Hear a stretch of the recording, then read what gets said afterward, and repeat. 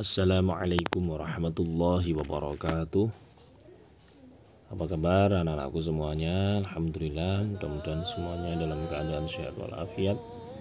Mari kali ini kita belajar tentang perang Uhud dan perang Khandaq. Minggu kemarin kita sudah belajar tentang perang Badar. Kali ini mari kita mencoba mempelajari tentang perang Uhud dan perang Khandaq.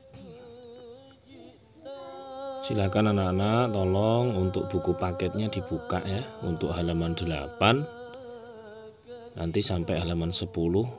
Silakan semua dibuka bukunya, disimak. Oke, silakan bukunya diambil.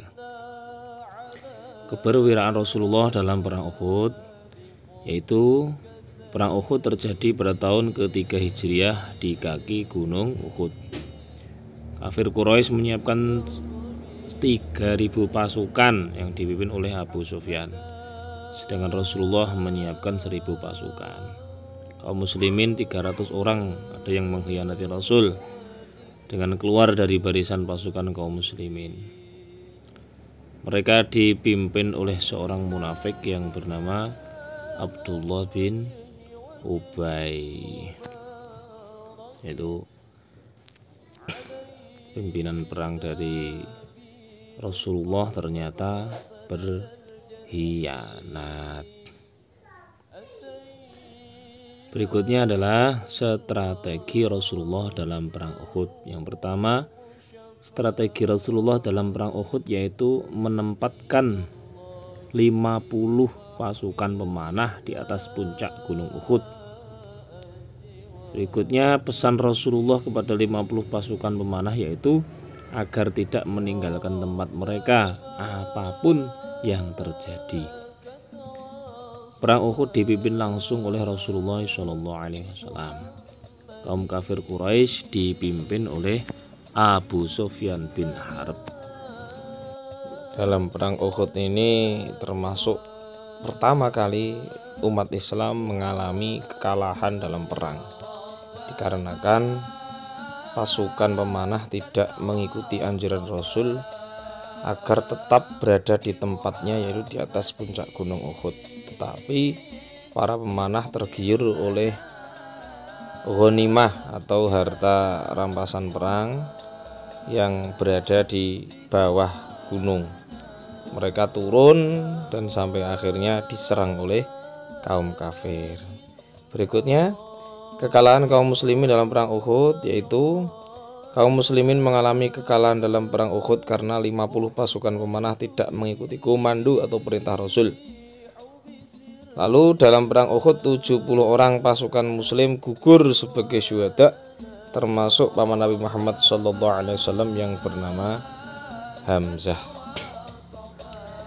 Maka ini untuk pengalaman juga untuk para siswa-siswi, kalian nurutlah sama orang tua, menurutlah sama bapak dan ibu guru. Pasti orang tua dan bapak ibu guru itu menyuruh itu karena ingin kalian menjadi anak yang solih dan solihah, ingin menjadi kalian itu anak yang baik, ingin menjadi kalian itu anak yang benar-benar bertakwa kepada Allah dan Rasulullah SAW. Maka jangan sampai kalian punya pikiran yang jelek terhadap para bapak dan ibu guru, khususnya terhadap kedua orang tua kalian. Ya anak-anak, siap jadi anak solih solihah?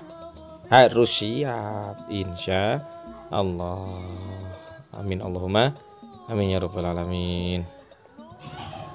Berikutnya adalah keperwiraan Rasul dalam perang Khandaq. Yang pertama, perang Khandaq terjadi pada tahun ke-5 Hijriah. Perang Khandaq artinya adalah perang parit. Perang Khandaq disebut juga perang Ahzab yang artinya golongan-golongan. Pasukan Quraisy terdiri dari 10.000 pasukan, sedangkan pasukan Muslim terdiri 3.000 pasukan. Walaupun toh nanti akhirnya umat Islam yang memenangkan dari peperangan tersebut, walaupun pasukan kafir Quraisy 10.000 pasukan. Sebab pertolongan Allah Subhanahu wa taala, alhamdulillah, umat Islam dalam perang Khandaq ini berhasil memenangkan peperangan. Alhamdulillah. Berikutnya adalah yaitu tentang strategi Rasulullah dalam perang Khandaq.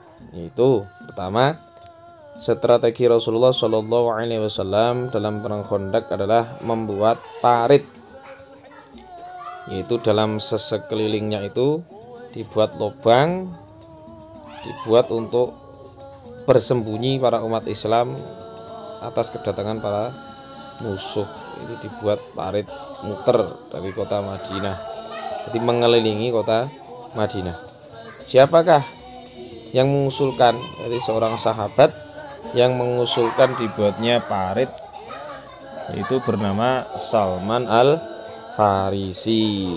Jadi pasukan Islam itu bersembunyi di dalam parit tersebut, nggak kelihatan. Akhirnya para kafir Quraisy bisa dikalahkan lewat kepandaian atau dengan strategi perang yang diusulkan oleh Salman Al-Farisi.